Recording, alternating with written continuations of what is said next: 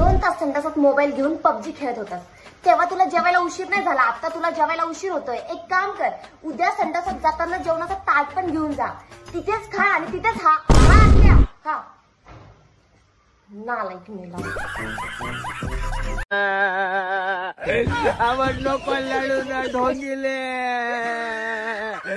तिला लढ पाहून मान नाकातून टरकांच्या मोडणींचे आवाज नको लढून. तुला पहिलंच सांगलो, बोर्डाचे पेपर आले, अभ्यास कर. त्या साक्षीच्या येतात तिच्या बकर उवा पाले जाये. आवाज नको लढून ना गोदे.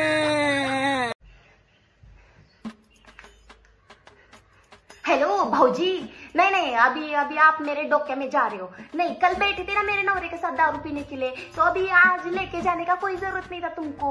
आपको पता है कि मेरे घर में काय प्रॉब्लेम चालू आहेत.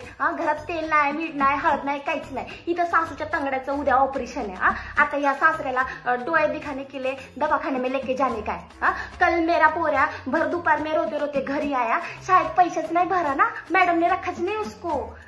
ये काय शेण खातो का, त्याला काय अक्कल बिक्कल नाही का. सकाळ नाही, संध्याकाळ नाही, दुपार नाही काही बघत आणि खुशाल दारू प्यायला गेलास लाज नसल्यासारखं. उसको बोलो घर पे आवच मत, नाही तर आज उसका तर काही खर्च नाही.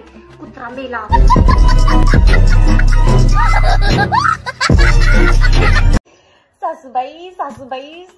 सासूबाईचे पाहुणे, चिकन बनव, मटन बनव, मासे बनव, चहा. तुमच्या आईला एवढं काम मी एखाद्या हॉटेलमध्ये केलं असतं तर आज मला 10,000 पगार राहिला असता.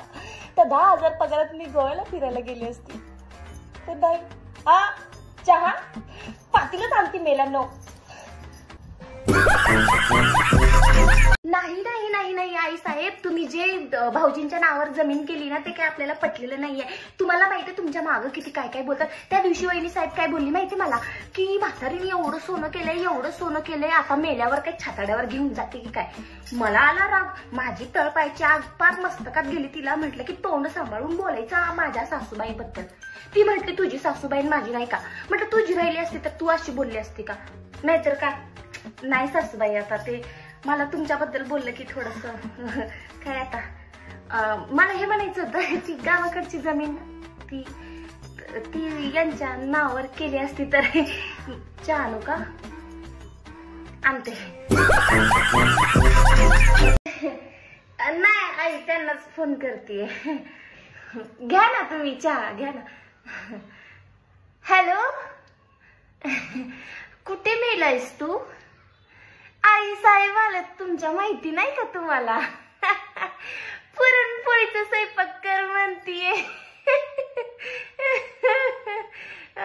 तेच म्हटलं, लग्न करायच्या अगोदर सांगितलं नव्हतं का असलं काही माझ्या बायकोकडून मागायचं नाही म्हणून.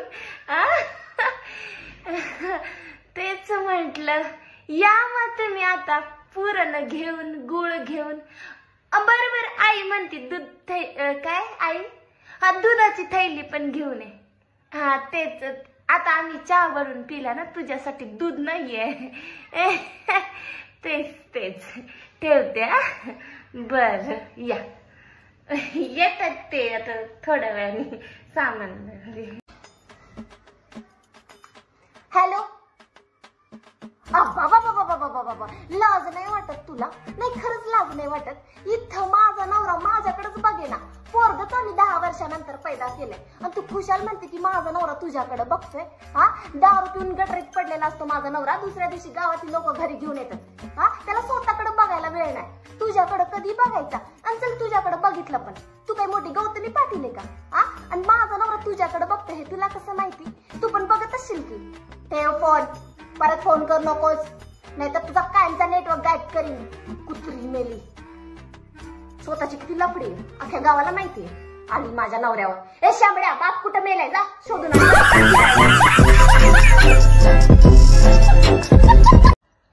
लफडी करता येत नाही तर करायचीच कशाला. आमची पण लई लफडी होती, पण असली तुझ्यासारखी घरापर्यंत नाही आली. एकदा आणीचं लफडं सापडलं होतं बाई. तिच्या बापाने असलं धुतलं की कुत्रीने माझं पण नाव सांगितलं. मग काय, माझ्या बापाला बोलवलं आणि मला पण कुत्र्यासारखं हाणलं. शेवटी मग लग्न लावून दिलं म्हणून यावं लागलं असल्या भिकाऱ्या घरात. नाहीतर माझं लग्न अशा मोठ्या बंगल्यात झालं असतं. तो माझा राजा आणि मी त्याची राणी बनून राहिली असती. पण कसलं काय, कुठं आता जखमीवर मीठ चोळत बसायचं, मला लय काम आहे तुमचा. अगं बाई, आईचा फोन. हॅलो, हाय, कशी आहे तू? मी मस्त आहे, तू कशी आहेस? माझा नवरा पण मस्त आहे. हे बघाय, तुला जर माझ्या नवऱ्याबद्दल चांगलं बोलता येत नसेल ना तर वाईट पण बोलायचं नाही. कसं आहे ना, माझा नवरा भिकारी जरी असला ना तरी माझा नवरा माझ्यासाठी श्रीमंत आहे. माझा नवरा तिकडं कुत्रा जरी असला ना तरी माझा नवरा माझ्यासाठी माणूस आहे.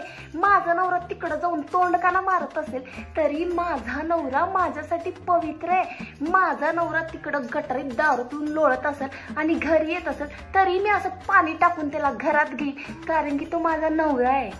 नाही, कसं आहे ना, माझा नवरा हलकट जरी असला ना तरी माझा नवरा हलकटच आहे. एवढा वेळ झाला अजून आला नाही, कुठं मेलाय कुत्रा मेला. आई थांब, मी तुला जरा वेळी फोन करते. ए बाप, सासूबाई तुमच्या एवढं डोकं का दुखत हो? किरसून तोंडे तुझ्या पुढं दुखत आहे.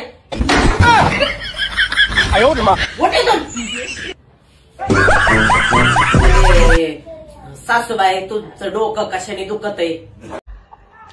काल आमच्या शेजारीचं म्हातारं गचकलं.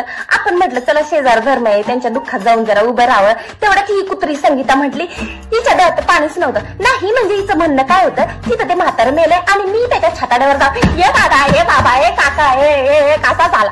असलं काही करायचं होतं का? नाही म्हणजे मला या फिंद्रांचं लॉजिकच कळत नाही. यांना चांगल्या ठिकाणी पण बोलता येत नाही, वाईट ठिकाणी पण बोलता येत नाही. यांचं थोबाड बघण्यापेक्षा आपण एखाद्या डुकराचं थोबाड बघितलेलं बरं. कुत्र्या मेला.